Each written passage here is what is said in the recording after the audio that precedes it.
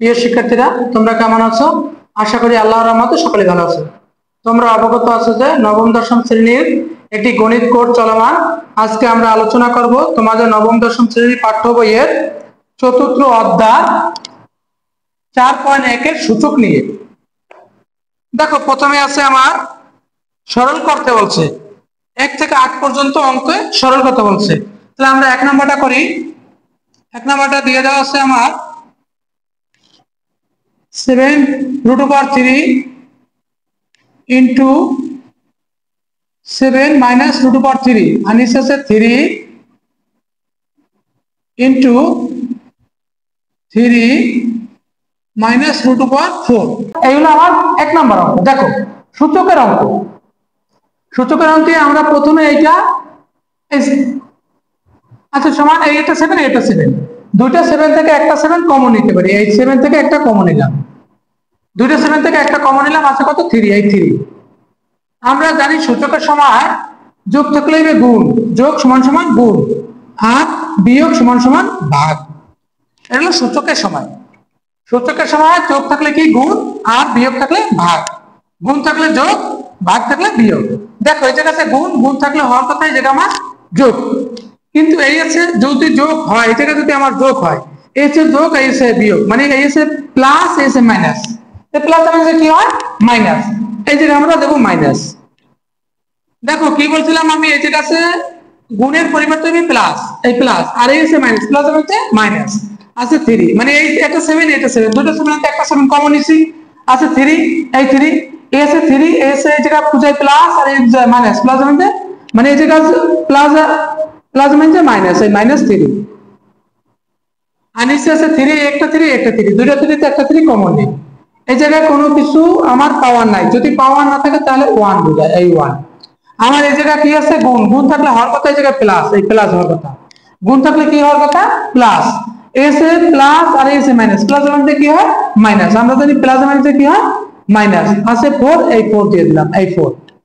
এখন এইটার পরিবর্তে আমি লিখতে পারি, দেখো এই হচ্ছে প্লাস আর এই হচ্ছে মাইনাস, প্লাস মানে কাটাকাটি। যদি প্লাস মাইনাসে কাটাকাটি হয় থাকে হলো 0, প্লাস মাইনাসে কাটাকাটি হলে হয় 0, আর প্লাস মাইনাসে সমান সংখ্যা কাটাকাটি হলে হয় 0, আর উপরে নিচে সমান সংখ্যা কাটাকাটি হলে হয় 1।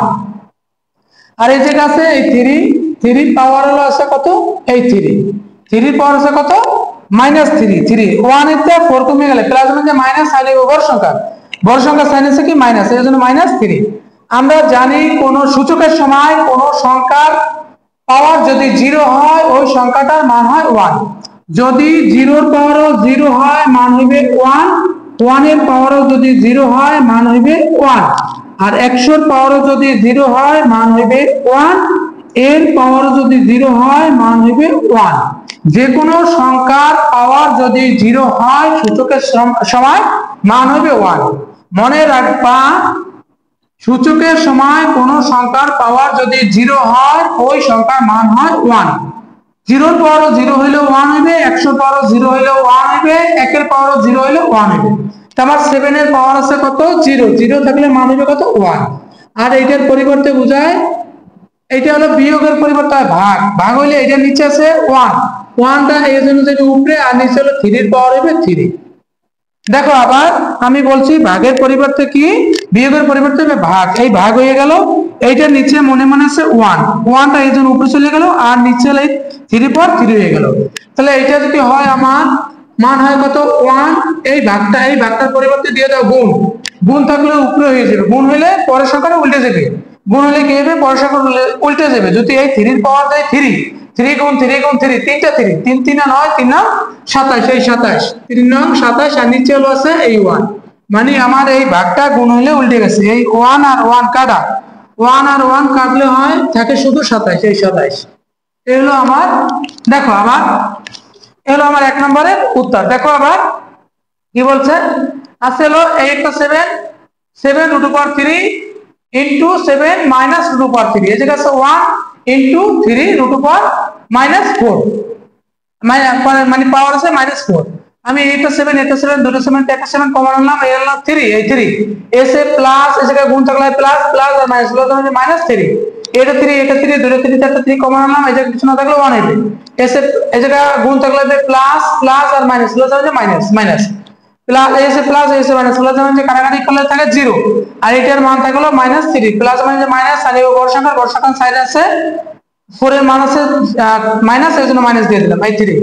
এইটা হলো 1, কোন সংখ্যার সূচকের সময় কোন সংখ্যার মান যদি থাকে 0 মান হলো 1, এই 1 আর এটার মান হয় এটা আছে বিয়োগ থাকলে ভাগ, ভাগ হলে এটা নিচে কিছু না থাকলে 1 বোঝায়, এজন্য উপরে গেছে 1 আর এই 3 পরে গেছে 3, এই ভাগটা গুণ হয়ে গেছে, এই আছে 1 এই 1 এই ভাগটা গুণ হয়ে গেছে, গুণ হয়ে গেলে পরের সংখ্যাটা উল্টে যাবে, নিচেরটা উপরে উপরেটা নিচে, নিচেরটা উপরে উপরেটা নিচে, এটা ছিল নিচে এজন্য গুণ করে দিলাম 3 এর উপরে 3 দিলাম মানে পাওয়ার দেবো 3 3 3 9 3 9 27 আর নিচে আছে 1 এই 1 এটা কাটা থাকে 27, এই হলো 27।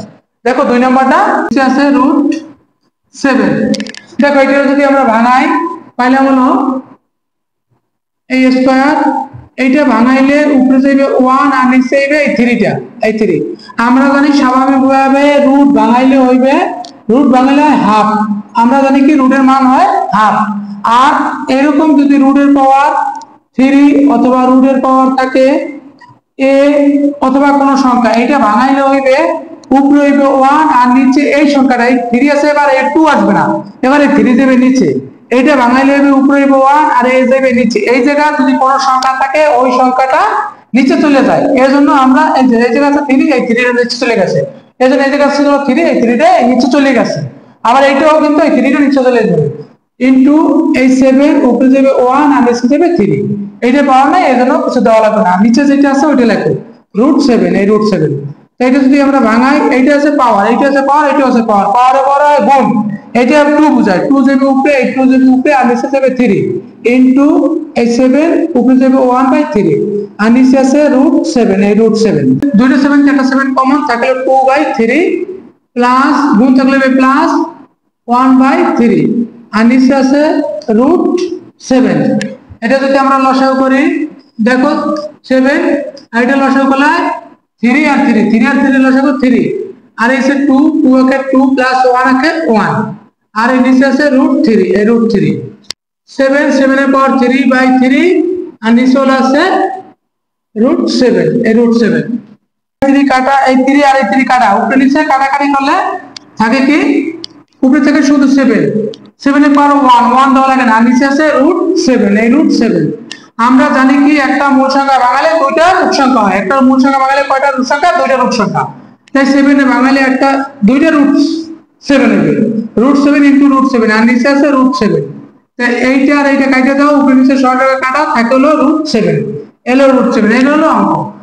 দেখো এইটা মান আছে, এইটা ভাঙাইলে হয় এই স্কয়ারটা থাকবে আর এইটা ভাঙাইলে উপরে 1 নিচে 3 আর এইটা ভাঙাইলে উপরে 1 নিচে 3, নিচে যেটা আছে ওইটা রেখে দিলাম, এই 2 আছে আর এই জায়গা আছে 1 1 আর 2 গুণ করলে 2 একে 2 নিচে আছে 3 যেটা আছে সামনে ওইটা লিখলাম, এইটা 7 এইটা 7 দুটো 7 এটা একটা 7 কমন, এইটা আছে এই প্লাস এইটা যেটা আছে ওইটা লিখলাম, এই গুণ থাকলে এই প্লাস এই প্লাস এই যেটা আছে এটা লিখলাম, এটা লসাগু করি 3 আর 3 লসাগু 3 এসে 2 এই 2 একে 3 3 ভিতরে যায় একবার 2 একে 2 প্লাস এই 3 3 ভিতরে যাবে একবার 1 একে 1 এইটার এটা যোগ করলে 3 এই 3 আর নিচে আছে 3 3 3 কাটিয়ে দিলে শুধু থাকে 7 আর নিচে √7 তো রয়ে গেছে, √7 আর কোনো পরিবর্তন করি নাই, উপরে থাকে শুধু 7 আর নিচে থাকে √7।